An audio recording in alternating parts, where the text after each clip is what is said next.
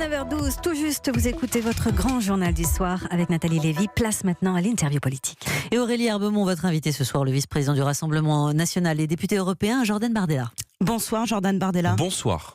Jean-Paul Delevoye avait oublié dans sa déclaration d'intérêt de mentionner qu'il était administrateur bénévole d'un institut de formation dans le secteur des assurances. Il a démissionné de cet institut. Le sujet est clos pour vous ? Oui, le sujet est clos, mais enfin, on n'est pas au début. Je pense qu'on n'est pas au bout de nos peines. Et en matière d'amateurisme, si vous voulez, ce gouvernement enchaîne les bourdes et enchaîne les boulettes. Alors effectivement, un oubli, ça peut arriver. Il se trouve que là, l'oubli est de taille, puisqu'il a notamment en charge évidemment cette réforme des retraites contestée, qui implique évidemment le secteur des assurances. Donc oui, enfin une boulette de plus. Et franchement, on est plus étonné de la part de ce gouvernement d'ailleurs. Mais vous excusez entre guillemets cet oubli. Écoutez, moi je regarde sa réforme. Voilà, aujourd'hui évidemment, ce que je regarde chez monsieur Delevoye, c'est évidemment cette réforme qui est contestée, qui met des milliers de gens dans la rue et qui poursuit cette logique du gouvernement qui est celle d'une gouvernance avec une forme de brutalité sociale que les Français contestent aujourd'hui de plus en plus. Alors demain, on entre dans le 6e jour de grève dans les transports. Votre collègue eurodéputé Rassemblement national Nicolas Bay estime que ce n'est pas le meilleur moyen de mobiliser les Français contre la réforme des retraites. Vous soutenez toujours cette forme de mobilisation, la grève dans les transports notamment ? Nous, on a soutenu cette grande journée de mobilisation du 5. Maintenant, si les blocages persistent, en tout cas, c'est que beaucoup de Français, parce que je pense que ça dépasse largement le cadre des syndicats, et moi je regarde pas uniquement ce qui se passe depuis quelques jours, je regarde pas uniquement ces blocages, je regarde que depuis un an, les Français descendent massivement dans les rues et qu'ils contestent la politique du gouvernement. Donc je dis que si ces blocages se persistent, alors le gouvernement doit aussi entendre la colère des Français, parce que la mobilisation du 5, elle était soutenue par une écrasante majorité des Français, près de 70% selon les sondages de vos confrères. Elle a gagné en popularité, plus 13 points chez les cadres, notamment chez les professions intellectuelles supérieures, dont on dit qu'ils sont davantage proches du pouvoir d'Emmanuel Macron. Donc les Français contestent la politique du gouvernement, et si le blocage se persiste, alors il faut aller vers un référendum. Nous on dit que cette réforme, si vous voulez, elle consiste à faire travailler plus les Français pour gagner moins. Il se trouve que les Français l'ont bien compris aujourd'hui, ils ne se laissent pas faire et ils ont bien raison. Vous craignez que les blocages dans les transports et ailleurs contribuent à retourner l'opinion ? Je pense que les Français ont aujourd'hui bien compris qu'ils étaient tous victimes et tous perdants de cette réforme des retraites, à part quelques rares exceptions près, à part quelques professions qui seront épargnées. Grosso modo, tout le monde va y perdre. On n'a pas encore la réforme précisément, Jordan Bardella. On a déjà bien compris qu'aujourd'hui, votre retraite, elle est calculée sur les 6 derniers mois lorsque vous êtes fonctionnaire, sur les 25 meilleures années lorsque vous êtes salarié du privé. Et qu'avec cette réforme, en gros, c'est l'intégralité de la carrière qui va rentrer dans le calcul. Donc il ne faut pas avoir fait l'ENA pour comprendre que vous allez y perdre. S'agissant des régimes spéciaux, il y en a certains qui peuvent être discutés, mais il y en a surtout beaucoup qui se justifient. On n'imagine pas un militaire ou un policier travailler jusqu'à 65 ans, par exemple. D'ailleurs, le gouvernement ne prévoit pas de les faire travailler jusqu'à cet âge-là. Ça, pour le coup, ils ont été assez clairs sur ce sujet-là. Le problème, c'est que ce gouvernement est devenu un facteur d'inquiétude et de tension dans le quotidien des Français, parce qu'ils ne sont absolument pas clairs sur cette réforme. Moi, j'ai entendu ce matin une députée de La République En Marche, Aurore Berger, expliquer que l'âge pivot à 64 ans allait être maintenu.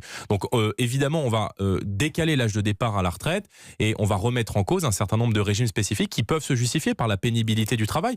Mais c'est la logique du macronisme, c'est la brutalité économique, la brutalité sociale. Travaillez plus et vous gagnerez moins et vous vivrez moins bien. Mercredi, on y verra plus clair. Ça sera l'occasion d'être argument contre argument après effectivement des semaines peut-être un petit peu flou. Vous allez manifester demain, Jordan Bardella ? Moi, j'ai dit que j'étais solidaire des manifestations. Maintenant, nous, on a un rôle. Nous sommes le premier parti de France, le premier parti d'opposition. Et pas je crois que nous avons à l'Assemblée nationale. Un rôle.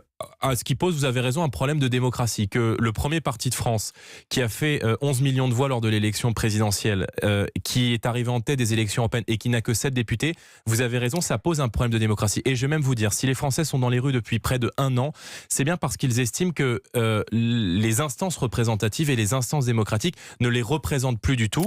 Et c'est la raison pour laquelle nous, on soutient l'instauration de la proportionnelle pour que tous les Français soient représentés à l'Assemblée, et évidemment l'instauration d'un référendum d'initiative populaire qui puisse permettre, par exemple, dans ce genre de cas, de trancher sur des questions importantes pour la vie des gens. Vous avez lancé effectivement une pétition pour un référendum sur la réforme des retraites. Vous défendez toujours au Rassemblement national la retraite à 60 ans ?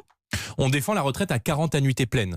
Il y a un sondage qui a été... C'était 60 ans et 40 annuités pleines, c'était le 40 programme ans avec de Marine un Le Pen. départ à l'âge légal de 60 ans, mais aujourd'hui on rentre sur le marché du travail en moyenne à 22 ans et demi. Donc si vous rentrez à 22 ans et demi selon la moyenne, vous partirez à 62 ans et demi en prenant compte évidemment la pénibilité du travail, en maintenant certains régimes spécifiques comme ceux des policiers, des militaires, comme ceux des marins-pêcheurs, qui sont à mon avis aujourd'hui essentiels. Mais il y a surtout un problème de niveau de retraite aujourd'hui dans notre pays, parce que moi je veux bien qu'on décale l'âge de départ à la retraite, mais la réalité c'est que les retraités vivent de moins en moins bien dans notre pays, parce qu'on a encore augmenté il y a quelques jours les tarifs du gaz, parce qu'on s'apprête à augmenter à partir du 1er janvier les tarifs de l'électricité, parce que les pensions de retraite sont beaucoup trop faibles, et ça encore effectivement le gouvernement a une responsabilité. Qui a augmenté la CSG, qui a gelé les pensions de retraite? C'est bien ce gouvernement, et évidemment cette brutalité elle continue et moi je la conteste. C'est une justification pour continuer à se mobiliser. Sur un autre sujet, Jean-Luc Mélenchon a aujourd'hui été condamné à 3 mois de prison avec sursis et 8 000 € d'amende pour rébellion et provocation. C'était au moment des perquisitions au siège de la France Insoumise. Il dénonce un jugement politique. Vous utiliseriez les mêmes mots? Bon, je dis qu'il s'en sort pas trop mal vu le comportement qui a été le sien. Je pense que quand on est un élu de la République, on doit être exemplaire et on peut pas, si vous voulez, demander à ce que beaucoup de gens qui aujourd'hui ne respectent pas la police le fassent et en même temps s'en prendre de cette manière, en tout cas avec outrance et outrage à des fonctionnaires de police et à des juges d'instruction. Vous savez, les fonctionnaires de police, ils travaillent dans des conditions de plus en plus difficiles. Il y a, faut quand même le rappeler, un policier qui se suicide tous les 2 jours. Il y a 16 policiers qui sont blessés par jour dans notre pays avec des moyens qui sont de plus en plus dérisoires. Et le rôle d'un élu est évidemment de respecter les institutions de la République, à commencer par la police. Un tout dernier mot, Jordan Bardella. Marine Le Pen soutient les grévistes, les manifestants. Jean-Luc Mélenchon dit Marine Le Pen fait un pas vers l'humanisme. Qui des deux essaye de chipper des voix à l'autre? En fait, la question n'est pas est-ce qu'on soutient les grévistes ou pas. La question aujourd'hui, c'est comment ne pas être solidaire de tous ces Français qui descendent dans la rue.